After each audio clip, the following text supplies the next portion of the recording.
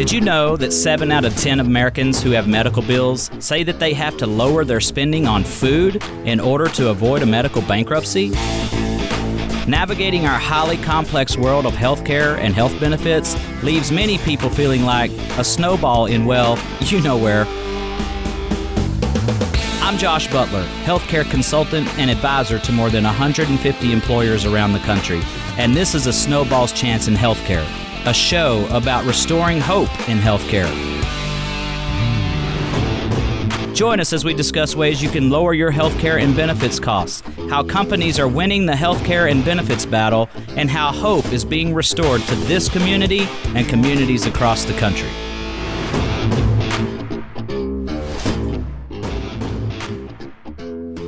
Hello again, everyone, and welcome back to the final episode of A Snowball's Chance in Healthcare in 2022. My name is Josh Butler. I'm the president of Butler Benefits and Consulting and the host of A Snowball's Chance in Healthcare. It is the end of season 1. It's the end of the year. I can't believe this year is already over. I'm so looking forward to 2023 and season 2 of A Snowball's Chance in Healthcare. Today, we're going to dive right in because I want to use up all my time wrapping up our part 2 of our season finale with our special guest, Josh Spivak.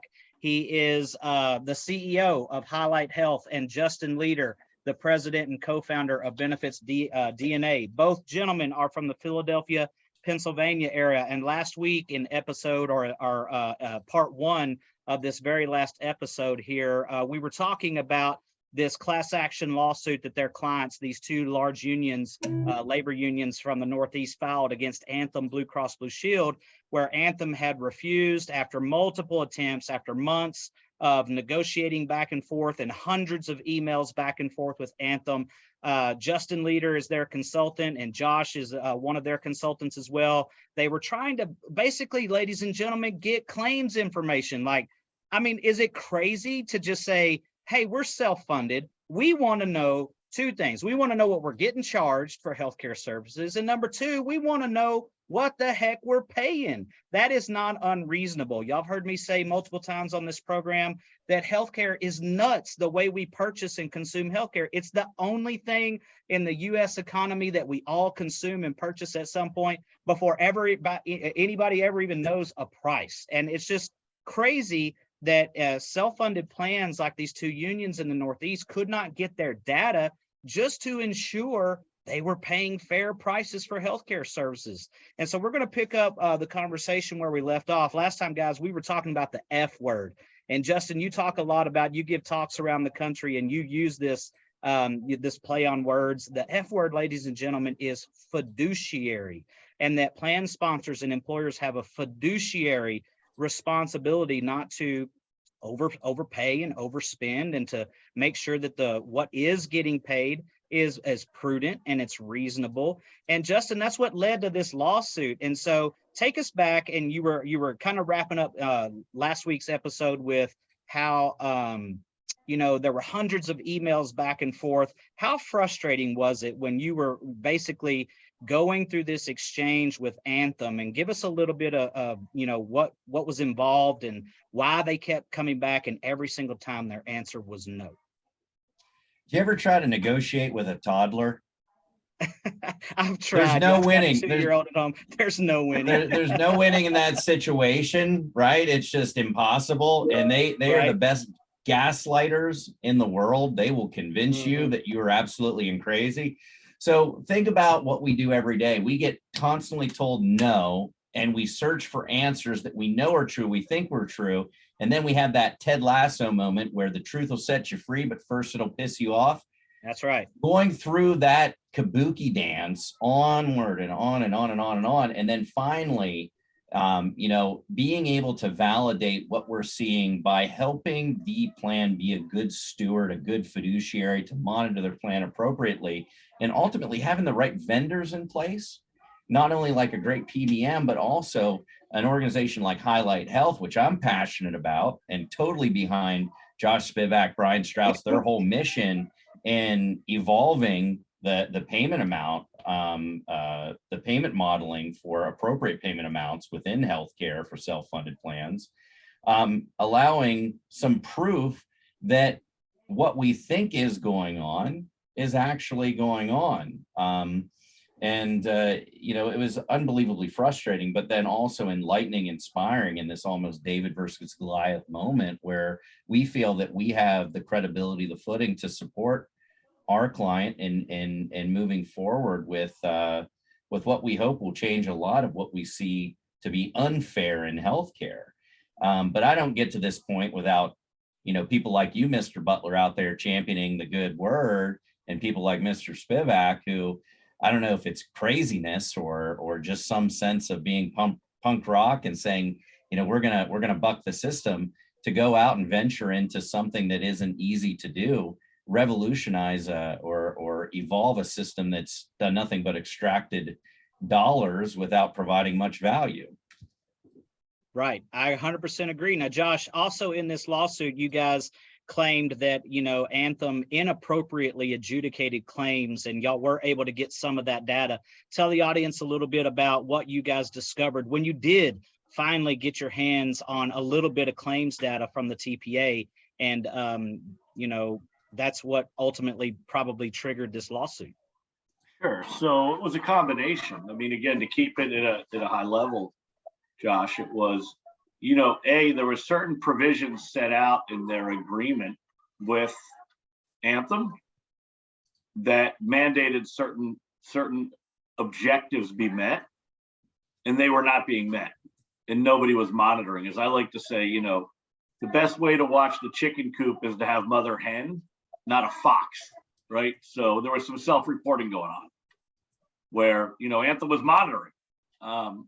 So that's number one. There were claims. There was, you got to read and understand the contracts copiously on what a company entered into. That's number one. And then number two is, you've got to look at claims and look at it like, I don't know of anyone that's going to spend $25,000 on something and not give a full examination, or $100,000 or $200,000 or $5,000 for that matter. But you've got to look at these claims. There's a lot of complexity in, or I shouldn't say complexity, but there's a process that has to happen in order for a medical claim to be paid. And there's a lot of details and complexity that's not obvious to the normal person unless you're in this.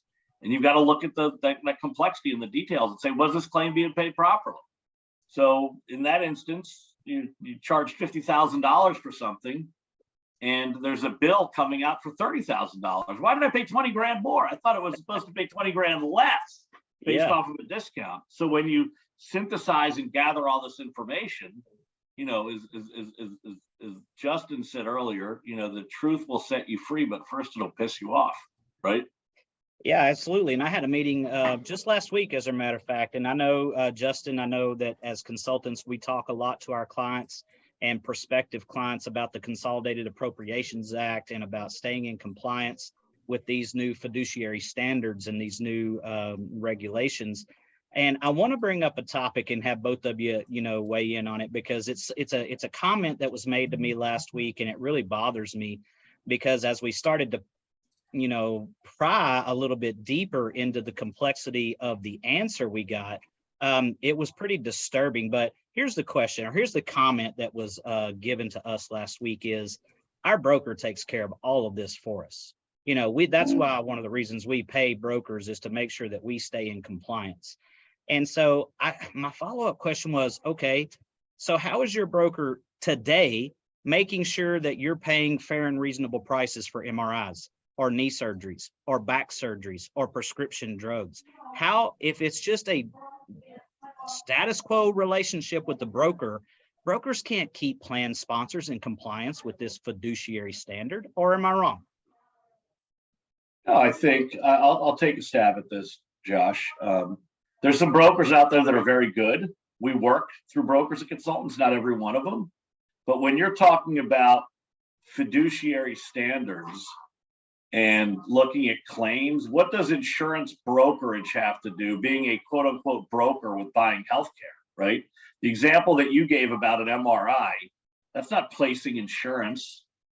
Look at the disclaimers on the back end of your broker's proposal and presentation. What do? They're brokering insurance, which is a means to the end. It's a funding mechanism. Purchasing healthcare is a whole other story. So when selecting those brokers, and I know you do this not to give you the jab, Mr. Butler, but it's much more than just buying insurance. It's actually how are you buying healthcare, which is going to drive the cost of insurance and drive the overall cost of your plan, especially when you're working in the self-funded environments. And from a legal and regulatory standpoint, with these laws and rules that we're talking about, you need to make sure that whoever you're working with has sound legal and technical advice behind them, right? And I think now more than ever, like, I'm not a lawyer, but I read a lot because I spend a lot of time in coffee shops, so I've got nothing better to do, and I find this stuff fascinating. But I think now more than ever, any advice I could give to an employer is, or a buyer of health benefit plans, is make sure who you're working with is delivering the goods. And when I say delivering the goods, it's not just delivering an insurance product. It's how do you procure, buy, and manage healthcare, because that's going to drive the ultimate cost of your insurance and your care. And it's not just about analyzing and crunching claim figures either, about here's what the billed charge was, here's what the allowed amount was, here's what portion went to deductible, et cetera, et cetera. Justin, it's a whole lot of reading and understanding the technical knowledge of what goes in an ASA, for example, an administrative service agreement, or in a PBM contract, or in a stop loss contract, or in an ASO agreement with Anthem Blue Cross Blue Shield, right? It's Absolutely. a lot. It's a lot. And here's the thing that we have to keep in mind too. Employers, health plans, et cetera, they're only as wise as their advisor allows them to be. So sometimes it's not calling the baby ugly when somebody uses that response. Well, our broker takes care of all this.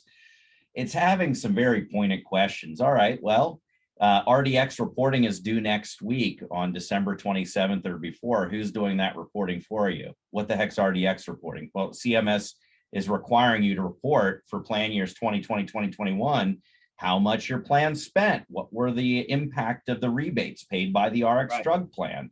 And most employers go, what are you talking about? Well, have you done your compensation disclosures this year? Did you receive them from your covered service providers? Yeah. People are like, what the hell are you talking about? Right? It's like, I'm not trying to say your broker isn't doing their job, but in most cases, your broker isn't doing the job. Yeah. Yeah, 100% agree. Go ahead, Josh. Add something, Josh. So unfortunately, I'm not a spring chicken. I've been doing this for more than half my life. And I remember I had working, and we do a lot of work with brokers and consultants. And I remember one consultant that I worked with many, many years ago made the comment to me about, my clients, I consider them my clients. I want to keep them in a cage. So I think of them like dogs. I feed them information that I want them to have. Right. And watch out for those people. I'm not going to say any names, and this gentleman's probably retired, but you want to work with somebody who's going to give you information, who's financially aligned to be on your side, financially and morally aligned, which is hard to gauge, to be on your side. How does all this stuff work? And information is power. And there's a lot of people. There's a lot of in healthcare in general, not just with brokers, but when you're on this quest to contain, retain, reduce healthcare costs, there's it affects a lot of people's checkbooks, right? It affects a lot of people's revenue models. So make sure you're working with somebody who's got the right objectives and is aligned with what your objectives are from a buyer standpoint. Absolutely. Critical.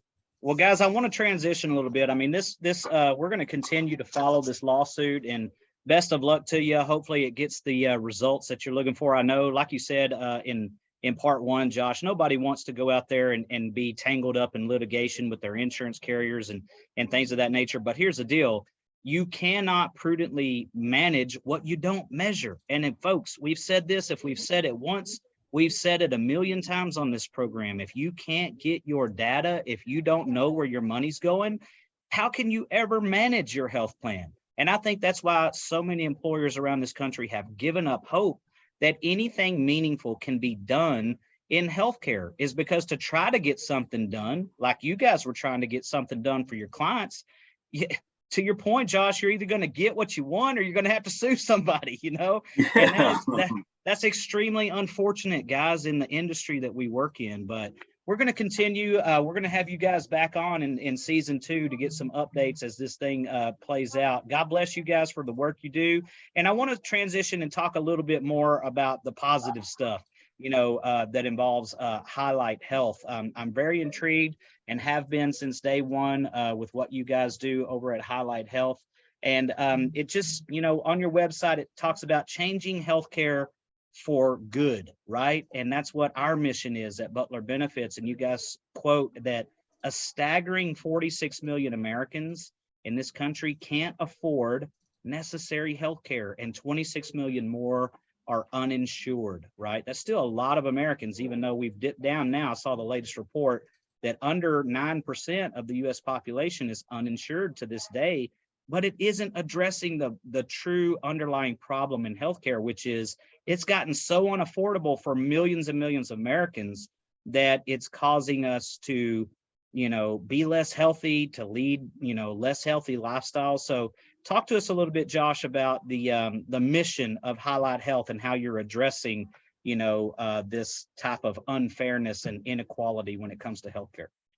Sure. So I think if you look at the foundation of Highlight Health and what we did when we started this thing, was the thesis is two simple things: affordability and accessibility, right? Healthcare is one of those crazy things where even if you can afford it, getting access is oftentimes difficult. Yeah. Because of the system that we live in, right? Especially when you're dealing with mental health and certain specialized needs. So it started off when we started Highlight Health, it was all about accessibility. So it's accessibility and affordability. And essentially what we've done is we've built mechanisms. We've built a few different mechanisms whereby we help people gain access because we're able to make it affordable, right? And we're able to help them navigate. We're able to help people navigate. And from an affordability standpoint, there's a number of different rules, regulations, and laws that really are impactful for both plan sponsors and plan participants and uninsured folks, where they're able to get access to care. And even if they're insured, oftentimes pay less, right? Or if they're on a plan, pay less. So what we've done, what our mission is with Highlight is just play by the rules, right? So people oftentimes ask me, so you're working within the context of a loophole? And I say, no, absolutely not. We're dealing what's in the plain context of multiple rules, regulations, and laws that we play under. And the whole objective is accessibility and affordability, right? And when you look at a self-funded health plan, whether there's 50 employees in that plan or there's 50,000, our view is that compensation and benefits are tied together. It's not compensation hyphen benefits, it's compensation ampersand benefits. So the more you pay for healthcare, the less you have in wages, the less you have in wage increases. So we got to tame the beast, right? And we go at it in a little bit different of a fashion. We're not going in and knocking anybody within the industry or any processes that are done. We've just devised alternative strategies and they work. Right. Yeah, and one of these alternative strategies, I mean, you called it a loophole, or you said that other people might suggest that it's a loophole, but I think that you're alluding to 501R, Section 501R.